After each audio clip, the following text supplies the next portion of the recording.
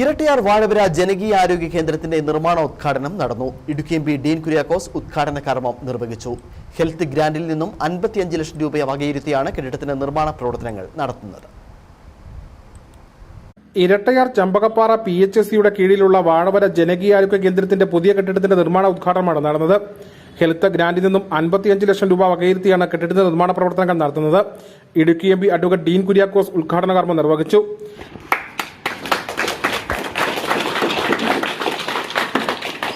നമ്മുടെ ആരോഗ്യ പരിപാലന രംഗത്ത് വളരെ കാതലായ മാറ്റങ്ങൾ കഴിഞ്ഞ ഒരു 10-15 വർഷക്കാലമായി യാഥാർത്ഥ്യവൽക്കരിക്കപ്പെടുകയാണ്.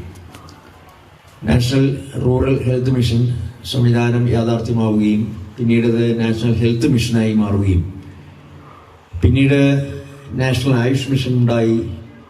അതോടൊപ്പം തന്നെ മറ്റ് പരമ്പരാഗത ചികിത്സകൾക്കും വലിയ തോതിൽ ജനപിന്തുണ ഉണ്ടാവുകയും അതിന്റെ പ്രയോജനം എല്ലാവർക്കും ലഭിക്കുന്ന തരത്തിലുള്ള പദ്ധതി. അന്യസംസ്ഥാന തൊഴിലാളികൾക്കടക്കം നിരവധി പേർക്കാണ് വാഴവരയിൽ ആരംഭിച്ചിരിക്കുന്ന സബ് സെന്റർ പ്രയോജനം ചെയ്യുന്നത്. 2 ജനകീയാരോഗ്യ കേന്ദ്രങ്ങളാണ് ഇരട്ടയാർ ഗ്രാമപഞ്ചായത്തിൽ അനുവദിച്ചിരിക്കുന്നത്. ഇരട്ടയാർ ഗ്രാമപഞ്ചായത്ത് പ്രസിഡന്റ് ആനന്ദ് സുനിൽകുമാർ അധ്യക്ഷത വഹിച്ച യോഗത്തിൽ കട്ടപ്പന ബ്ലോക്ക് പഞ്ചായത്ത് അംഗം ജോസൂട്ടി കണ്ണമുണ്ടെങ്കിൽ, ഇരട്ടയാർ ഗ്രാമപഞ്ചായത്ത് വൈസ് പ്രസിഡന്റ് രജനി സജി, ഗ്രാമപഞ്ചായത്ത് അംഗം ജോസ് തജാപറമ്പിൽ, പ്രിൻസ് ചാക്കോ, ഷാജി മടത്തമുറി, ഗ്രാമപഞ്ചായത്ത് secretary Dhanesh B, health inspector Ancy Varkey, medical officer Clint Jose തുടങ്ങിയവർ സംസാരിച്ചു. നാത്തുകല്ലുവാടി അനുവദിച്ചിരിക്കുന്ന ജനകീയാരോഗ്യ കേന്ദ്രം ആരംഭിക്കുന്നതിനുള്ള പ്രവർത്തനങ്ങൾ നടന്നുവരികയാണ്. News bureau, Kattappana.